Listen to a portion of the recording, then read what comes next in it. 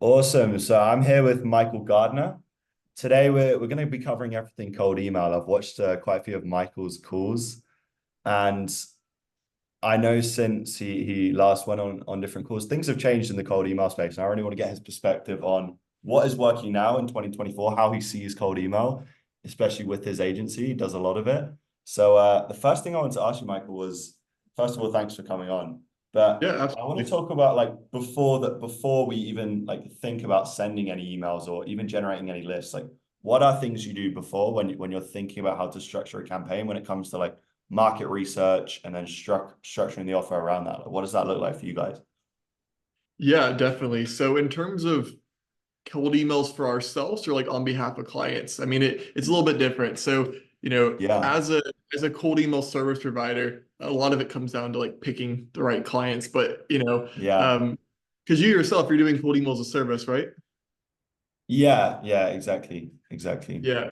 So like from a cold email agency perspective, a lot of it comes down to like, you know, picking the right clients because, before we can even Yeah, build a strategy around cold email, doing cold email for someone that has no prior validation, no product market fit, is an uphill battle. So, if you're just mm, starting out, obviously that's part of it. But if you can pick who you're working with, going with companies that have existing case studies, product market fit, they understand their pain points, that makes life significantly easier. Assuming we have that, the whole strategy we do behind cold email is what we call segmented personalization. So with cold email, you yeah, kind of have a spectrum between extreme volume, personalization with BDRs, SDRs, and in the middle is what we call segmented personalization.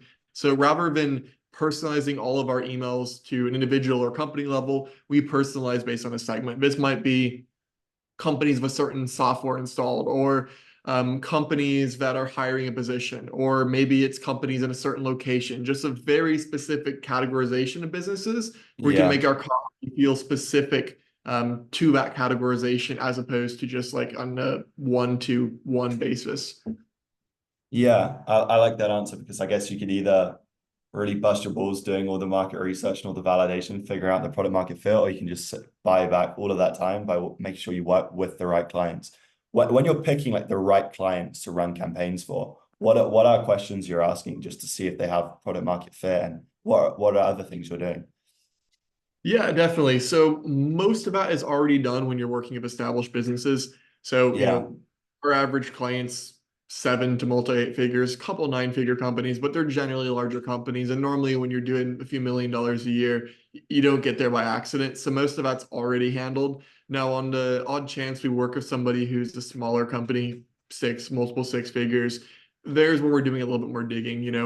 We try to mm, avoid working with people who have only grown via referrals and word of mouth. Because generally speaking, if someone's had any prior success in cold email or LinkedIn, cold calls, any type of prospecting, they're that much more likely to work well with us. Where, if working with somebody and it's been entirely word of mouth, where we don't have a developed sales process or offer, the chance of success is a little bit more varied. Now, if we have a similar client to them, we can benchmark against that. But if we're going to an unknown territory and they also don't have prior validation, either with ads or outbound, that's where we take our yeah. time and do a bit more question asking.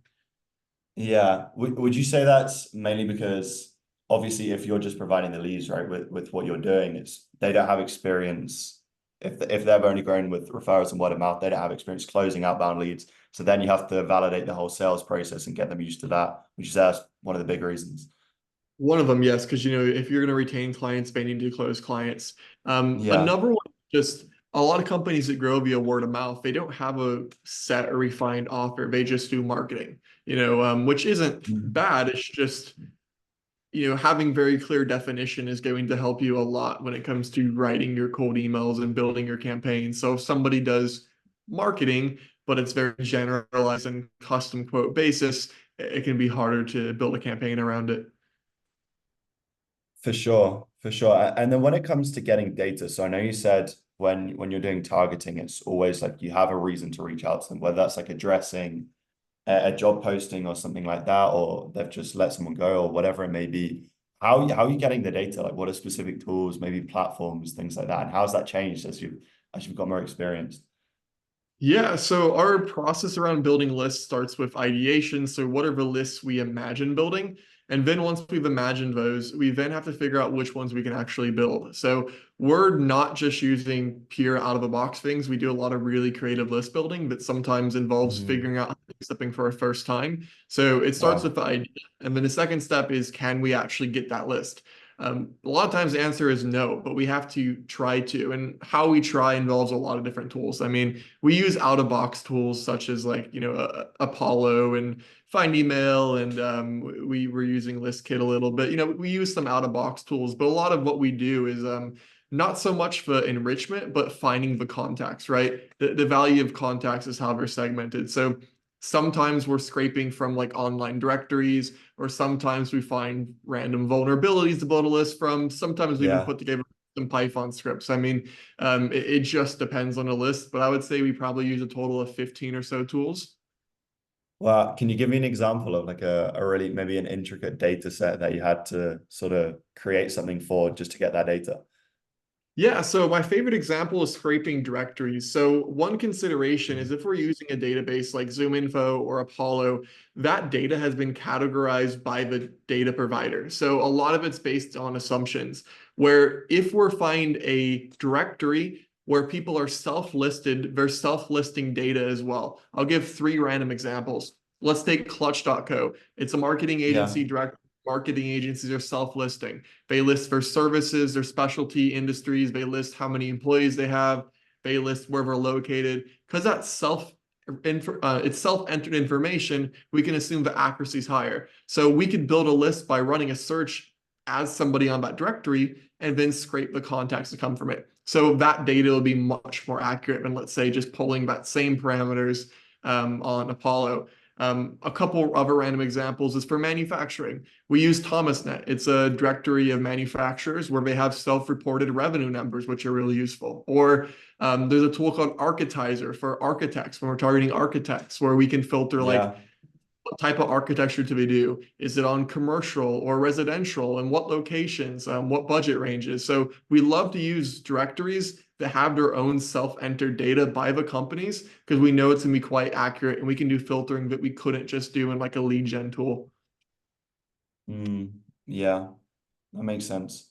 Okay. And when it comes to creating scripts, because I know there's like a lot of generic advice out there, like keep it short, keep it relevant.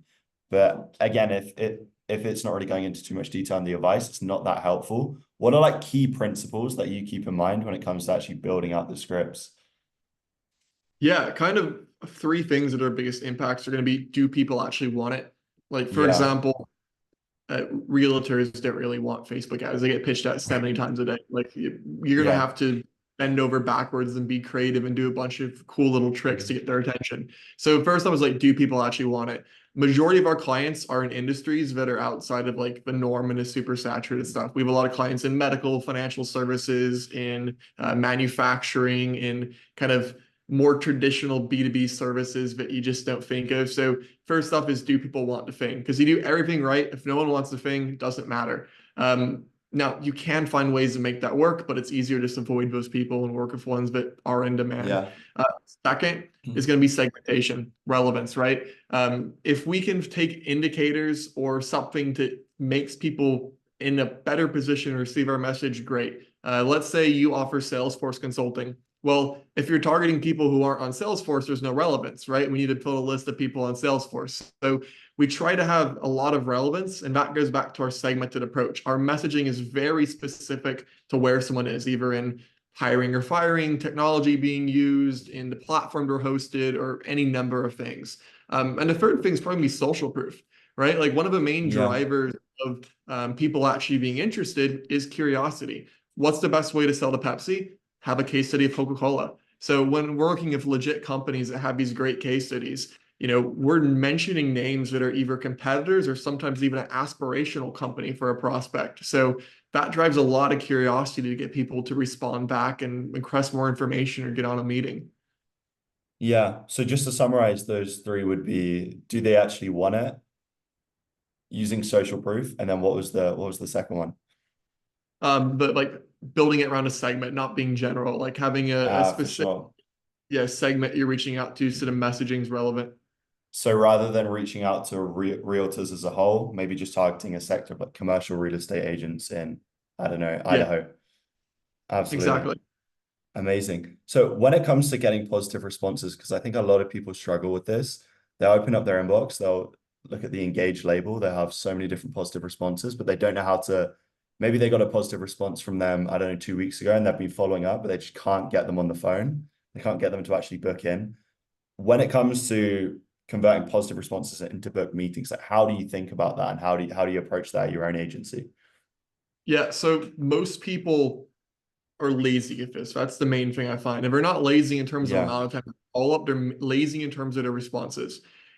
So two things on this. First is we never try to do direct to phone call to actions unless we're targeting tiny companies. You are not going to target like a legitimate large company and get the CEO to immediately hop on the phone with you unless you have something really good. It's probably going to be something where you're offering him more information or a case study that then leads to a conversation to a call. So that's the first thing. Like trying to get these big companies on the phone right away, it's kind of an amateur move. The second Yeah. thing that we're doing is when we're appointment setting and we're putting maximum effort into every response, and every response is personalized. Like what I see Mm. all the time is someone responds and asks a question. Then the agency or whoever it is doing cold email says, I'll tell you more. Let's get on a call. They just avoid answering. Like you need to answer entirely and with examples. Our appointment setting is really in depth and really compelling. If someone asks a question, I answer entirely. I include an example, and then I ask if there's any clarifying questions or offer a call. So, it's that level of depth in our responses. A lot of times, what people are trying to do is figure out, are you an idiot or not before I commit to a phone call? And if you can Yeah. convey confidence and credibility in your responses, it's going to help you a lot. Yeah, so I definitely agree with you. I think laziness is a big one.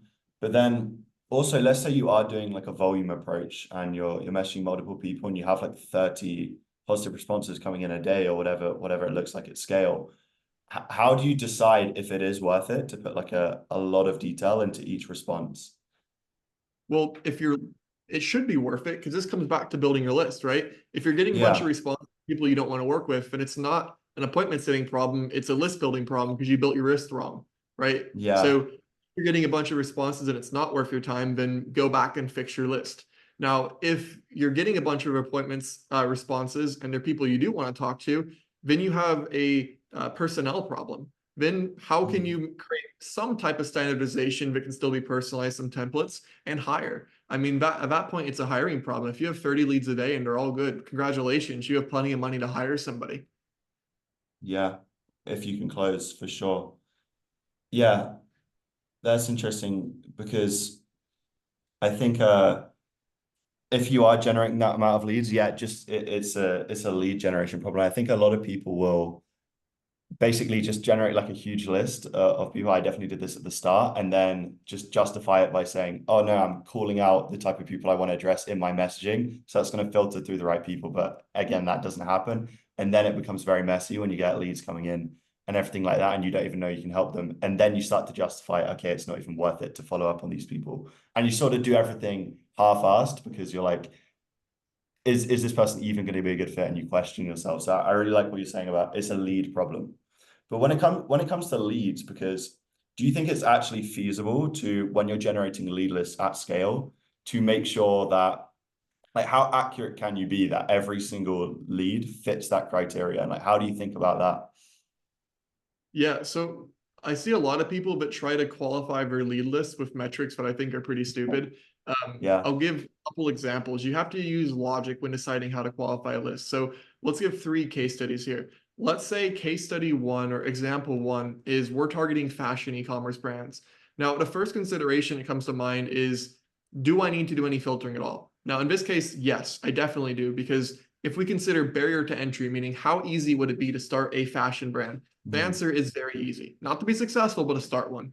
Shopify website, $30 a month, print on demand, Printful, you have a fashion website. So how would I filter that? Well, employee count, that probably wouldn't be a good metric because you'll have a lot of very successful e-commerce stores that have 5 employees. So that wouldn't be fair. You also can't filter by revenue because unless you're targeting a public company, revenue is not a metric you can see. So some considerations. Are they running ads? If so, how many? Are they using softwares that indicate a high volume of ad spend like Hyros or maybe like Triple Whale? Are they on a hosting platform that's expensive like Magento? If you're on Magento, you're probably making good money. Another thing could be, do they have a certain amount of followers in social media? So sometimes we'll put a whole list of these are all potential qualifiers. And if they meet one of these things, then they pass through. So that's an example for e-commerce. Now, let's give another example. Let's say we're targeting medical device companies. Now, if I'm targeting medical device companies, could somebody like a fashion brand just say, hey, I want to sell medical devices today? No, there is tons of legal regulation.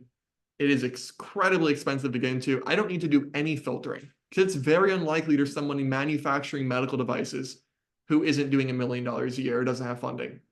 So I'm Yeah. doing it on a case by case basis. Or like one more example, let's take coaches or info products. We Mm. can't filter by employee count. We should have one guy of a course doing $1 million a year. So how would we filter in this case?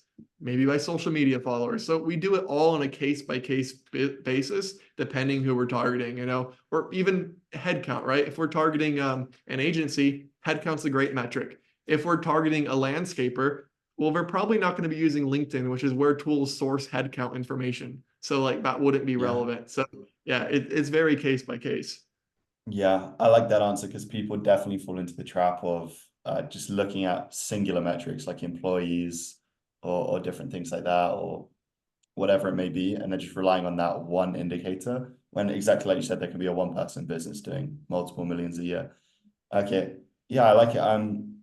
With the systems that you have in place, because especially when you're doing cold email at the start, especially if you're running an agency, maybe you don't have like a B2B lead gen agency where your acquisition is your fulfillment. And maybe you're using cold email to get, I don't know, let's say real estate agents as clients. I probably wouldn't really want to be doing that, but let's say you're doing that anyway, right? So how do you sort of manage cold email and then start to remove yourself from it and put systems in place so you can take a step back and you can have that run without you in terms of outsourcing? Like, what does that look like for you? So having systems in place for lead generation, appointment setting, things like that. How does that work? For most people, for the average person running cold email, not for clients, but for themselves, Yeah. the first thing you're going to hire for is someone build lists. That is Hmm. your immediate opportunity to buy back your time at like $3 to $5 an hour. So for most people, I think that's as far as they go from removing themselves. Like most agencies or businesses running cold email, they don't have a copywriter because it's the owner or it's someone else in marketing. They don't have a tech person because it's their existing IT person or maybe it's the owner. But hiring for list building, it's going to be your best bet. So hiring for list building, I'm assuming if someone's watching on YouTube, they're probably already using a tool like Quick Mail, Instantly, Smart Lead, etc. So have your automation tool for sending, and maybe eventually hire an appointment setter. But I'd also not recommend hiring an appointment setter until you have very consistent leads because you're going to be paying somebody on salary and you need to have Yeah. consistency. For most people, list building. You should not be doing list building if you're making any money. It's very time consuming. Yeah. What about, so you said you shouldn't really hire an appointment setter if you haven't got any leads. Right, I definitely agree with that. But what do you think about the incentive? So paying them on like on a monthly basis versus pay per call, like to book them in. It becomes an ethical issue with me when beginners with no validation take someone else's livelihood and put it on some like stupid performance structure. Yeah. So I think like people are just shit human beings when they have no clients and they hire someone on commission. I see it all the time. It just makes me hate people. Like, that's my biggest pet peeve. So I think a commission or performance structure is totally fine if you are a legitimate company with real metrics, with set Yeah. close rates. That like if you built a company to multi seven figures and like you truly know how many leads to get a client as like a base KPI, I think you can ethically hire someone on a commission and performance basis. However, if you are not that, you definitely shouldn't be. You should be doing it yourself. And then once you have some traction and need to hire somebody, salary. I hire most of my appointment setters on salary of around $1,000 to $2,000 a month. I'm typically hiring in Asia and Africa. Mm, I like it. Okay. And in your time, I'm sure you've received a lot of cold emails. Like, is there any that stand out as one of the best or the best cold email you've received? Yeah, it comes down to relevance and curiosity. Yeah. It's not that it's not per se it was the best written cold email. It's the timing and how curious it can make me. I'll give a Mm, great example. I had just gotten rid of somebody who was doing my thumbnails for YouTube, and I had posted a job looking to hire somebody for thumbnails for YouTube the same day. And I got a cold email from someone pitching me thumbnails, and his case study example was Alex Berman, who has the biggest cold email YouTube channel. That's like timing, perfect. Relevance, like Alex Berman example, me having a cold email channel, perfect. yeah. So like, that would be the best example that I have got. And what could he control? He could control that he had a case study for a cold email channel. He targeted a cold email channel. That he could control. Now the timing, he couldn't control. He got lucky there. But shout out to Div with Hustler Studio who does my thumbnails. But that would probably be the best one I've gotten, just factoring both of those things in. Yeah, timing is so important and no one really accounts for it, especially when it comes to cold email, because like you can send the same message to multiple different people or to the same person at different times, but it literally is just based on their situation, whether or not it's relevant. So there's like a big similarity between timing and relevance. But okay, one more question. I'm curious, like for the rest of 2024, are there, because obviously we've seen like different sort of cold email strategies with like maybe Loom videos, things like that. Are there any like more intricate cold email strategies that you're seeing that are maybe, I guess, gaining popularity and that you think could maybe become the new meta or anything like that? Um, so there's a lot of cool tools. I mean, there's way to do personalized lines of AI. There's Yeah, customized filling Loom videos. There's custom pages, or there's like resources that are customized to prospects that are generated of AI. yeah. We test and play with this stuff, but like this answer may be more or less relevant depending on the listing. But my personal answer to this is like, as an agency, we just continue to work with better and better companies that don't require doing that. And like for ourselves, we just continue to build our social proof, which is case studies, which is places that have been featured, our partner statuses, and we continue to prove upon our offer to the point where we don't really do that stuff. Now, do we test it? Yes. Does it work? Yes. But it also requires extra operational Mm. complexity. And on our end, we just take on companies where I don't need to do that. 100%. I think in a lot of cases where people are using stuff like nothing against these tools, but it is almost like wrapping a turd. Like Yeah. it's like compensating for a terrible offer, no relevance, and it's a small company with not much social proof. So yeah, it comes back to the principles that you're talking about, and if you have those in place, it's pretty hard to lose.